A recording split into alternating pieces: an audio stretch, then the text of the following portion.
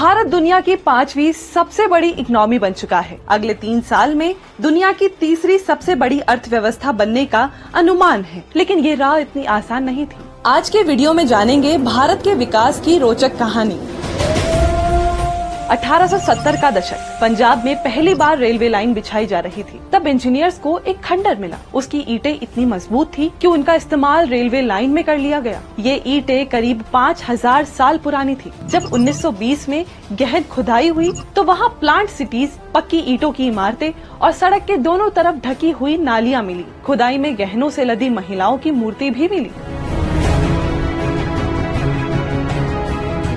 ये सभी अवशेष 5000 साल से भी ज्यादा पुरानी सिंधु घाटी सभ्यता के थे, जिसे हड़प्पा सभ्यता भी कहते हैं। लोथल से मिला बंदरगाह उस समय की बिजनेस एक्टिविटीज का सबसे बड़ा सबूत है। इस सभ्यता के लोग टेक्नोलॉजी, साइंस और नाप जोख का अच्छा ज्ञान रखते थे। पहली शताब्दी में कुषाण राजाओं ने पहली बार सोने के सिक्के चलाए। इससे विदेशी व्यापार में आसानी होती थी।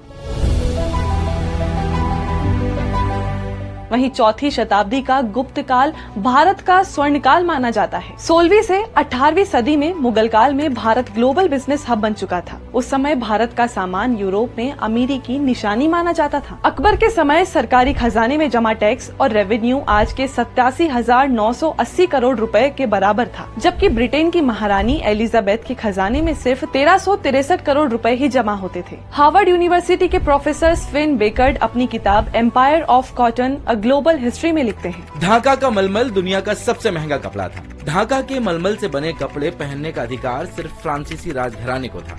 आम नागरिकों को ये कपड़ा पहनने पर कड़ी सजा दी जाती थी। मुगल बादशाहों ने देश के सभी बिजनेस सेंटर्स को आपस में जोड़ने के लिए सड़कों का जाल बिछाया। वहीं इंडियन मर्चेंट नेवी के रिकॉर्ड से पता चलता है कि अकबर के शासनकाल में मर्चेंट नेवी के बेड़े में 40,000 जहाज थे। इतिहासकार अशिन दास गुप्ता के मुताबिक 17वीं सदी तक भारतीय समुद्री व्यापार का स्वर्ण युग था। मुगल काल में भारत आए फ्रेंच यात्री ट्रेवेनियर ने शाहजहां के बनवाए मयूर सिंहासन का जिक्र किया। ये सिंहासन इतना शानदार था कि इसकी कीमत दुनिया का 8वां अजूबा कहे जाने वाले ताजमहल से भी ज्यादा थी। 1665 में इसकी कीमत करीब 10 करोड़ 70 लाख रुपए बताई गई थी। कहा जाता है कि इस कीमत से 2 ताजमहल बनाए जा सकते थे, लेकिन 1707 में औरंगजेब की मौत के बाद मुगल कमजोर पड़ने लगे। 1739 में ईरान के बादशाह नादिर शाह ने दिल्ली पर हमला कर दिया। इस कत्लेआम में करीब 20,000 लोग मारे गए। 57 दिन बाद जब नादिर शाह ने दिल्ली छोड़ी तो मयूर सिंहासन, कोहिनूर समेत कीमती हीरे जवाहरात ले गया। फिर आया ब्रिटिश कॉलोनियल रूल का वो दौर